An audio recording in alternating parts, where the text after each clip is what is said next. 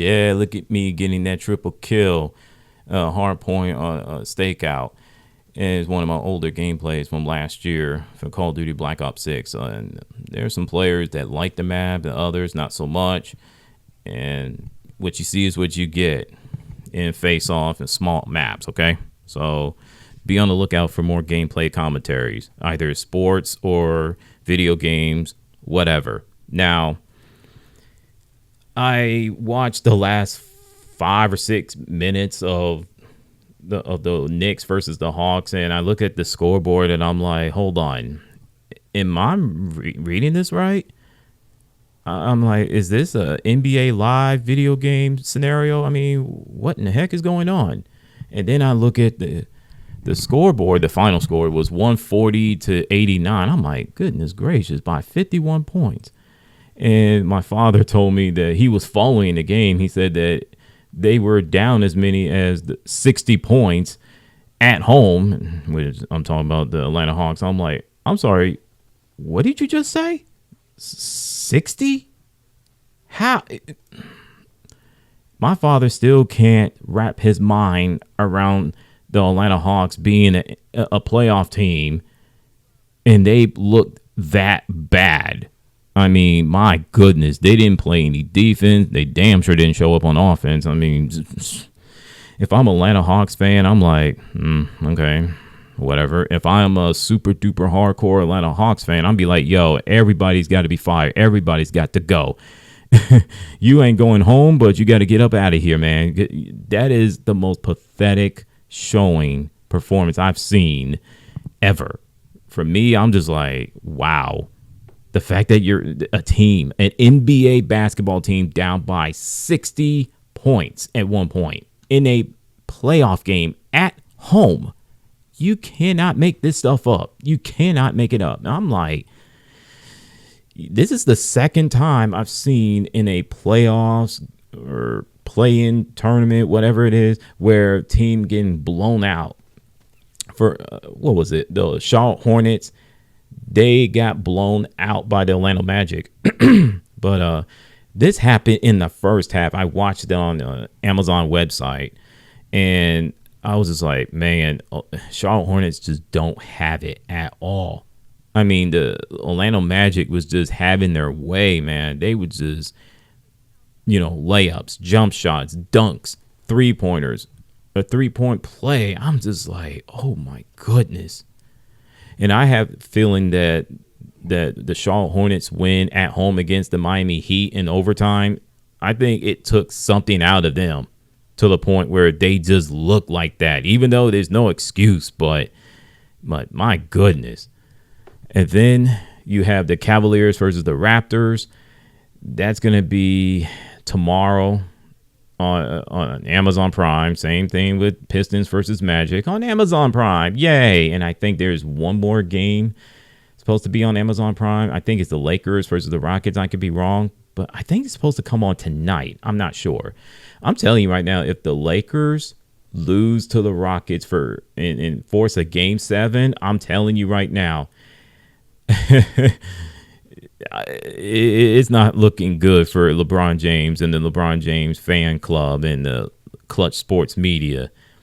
All they're doing is delaying the inevitable because the Oklahoma City Thunder are waiting. They're rubbing their hands together and be like, yeah, boy, come get that beating.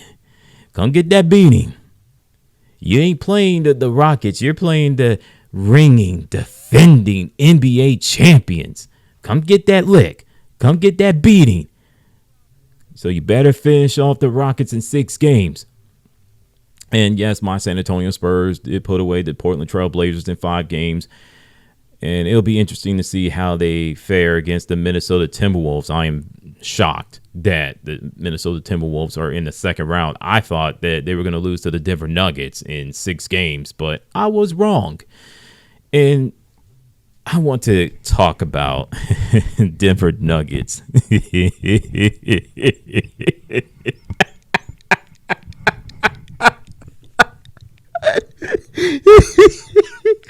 Oh my goodness. Everybody and their mom and dad, the Nuggets fans, don't get me started with ESPN. What was it? 15 out of 16 analysts picked the doggone Denver Nuggets to beat the Minnesota Timberwolves, I'm like, oh my God, y'all look stupid right now. I want y'all to share. I want you to give the same smoke, not only for that team, but Nikola Jokic, a.k.a. the Joker. Because this man is getting the LeBron James type of treatment for what I'm hearing on the internet and outside the internet. I'm just like, hold on. Are you serious right now?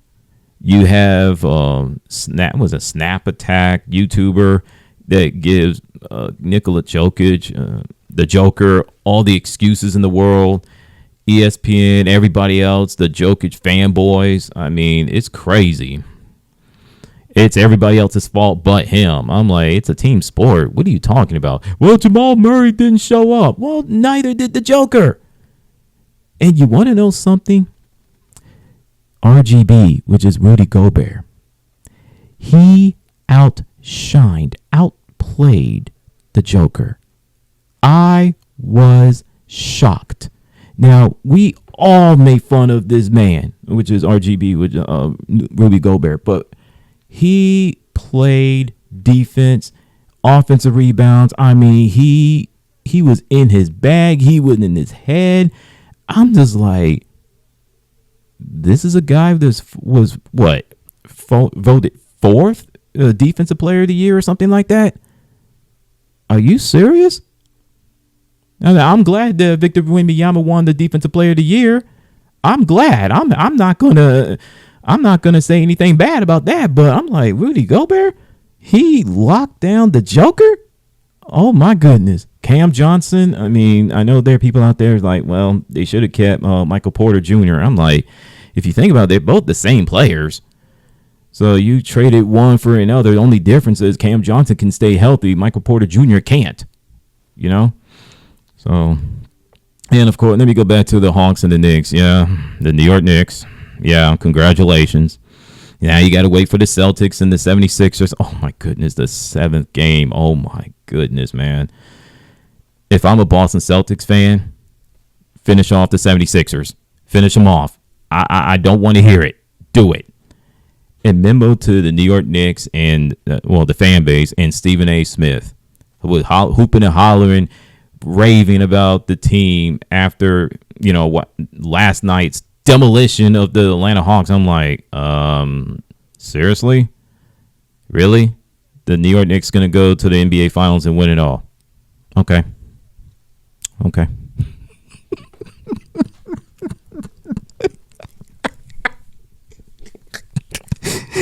Oh my God, what are we doing? Oh my Lord, the damn New York Knicks. Oh my God. Whoo, boy. Oh boy. We're going into the NBA Finals. Did you see that? I'm like, George Jefferson, calm down. It's the Atlanta Hawks. Chill out. Are you kidding me? They didn't bother to show up. They got embarrassed. I mean, damn. The fans in the stands will put more effort than the damn team. Let me get off of the New York Knicks before I say something I won't be able to take back. Oh, my goodness. Let me get back to the Spurs and the Timberwolves. Yes, my Spurs lost to the Timberwolves 2 out of 3 times that they played. 2-1. I want to see what the San Antonio Spurs can do against the Minnesota Timberwolves without their 2 key players. If I'm a Denver Nuggets fan, I am pissed that the Minnesota Timberwolves, without the 2 key players, Dante DiVincenzo and Anthony Edwards, without those 2, you allowed that team to beat yours. I'm pissed. I am. I want to see what the San Antonio Spurs could do against the Minnesota Timberwolves without the 2 key players.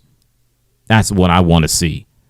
If they can do their job, if they can slow down Jaden Daniels, Mr. I hate the Denver Nuggets so much, Ayo Domasu, whatever his name is, Rudy Gobert, don't let him get in your head on defense.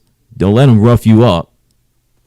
So if you do the things you're supposed to do, I'm talking about the San Antonio Spurs, you will move on to the Western Conference Finals and will play it against the Oklahoma City Thunder. Yeah, I'm calling it right now. Unless something happens, but I'm calling it right now. If the Spurs play like they did in the regular season against the Timberwolves, they're not going to the Western Conference Finals at all. Okay? I think the pressure is going to be on the San Antonio Spurs more than the Minnesota Timberwolves. They got nothing to lose at this point. Okay? I know what you're thinking. Hey, they beat the Denver Nuggets. Yeah, without their two key players. One is out for the season. The other is out for, several weeks? Who knows? He probably come back. Anthony Edwards will come back in 2-3 weeks. Probably less than that. Anything can happen. Look what happened with Joel Embiid. Everybody said that he was out for the rest of the playoffs with the appendix surgery. But he came back. So anything can happen. So it'll be interesting to see how the Cleveland Cavaliers play against the Toronto Raptors. And if I'm the Atlanta Magic, if you don't finish off the Detroit Pistons, all I'm going to say is deja vu all over again. Don't believe me? Go ask Tracy McGrady. That's all I'm saying. That's all I'm going to say. Here's the part that really grinds my gears. You mean to tell me that y'all want to talk about Thee Stallion and Klay Thompson. Meanwhile, you have Mike Vrabel and Diana Russini. They both cheated on their partners. But yet, because it's a black couple, we got to talk about them. And all day, every day, 24/7, 365. I'm doing my best to not talk about it, but it grinds my gears.